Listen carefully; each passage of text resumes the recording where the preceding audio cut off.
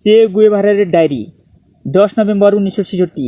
পাসঙ্গোর সঙ্গে পম্বো বলিভিয়ার কমরেড নিয়ে জঙ্গলের দিকে গিয়েছিল। আমাদের চেয়েও বেশ কিছুটা দূরে যেতে পেরেছিল ওরা। সে সময় নদীর বাঁকে ছোট আকৃতির একটা গিরিখাত দেখে এসেছে ওরা। এটা নিঃসন্দেহে একটি ভালো খবর।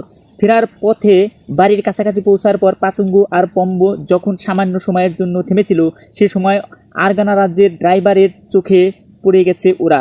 আরগানা রাজের কাছ থেকে কে যেন কী সব কিনেছিল। ওই ড্রাইভার সেই খদ্দরের কাছে মাল পৌঁছে দিতে গিয়েছিল।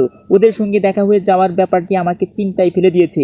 আমরা সিদ্ধান্ত নিয়েছি কাল জঙ্গলে ঢুকবো আর শক্তপোক্ত একটা শিবির বানাবো।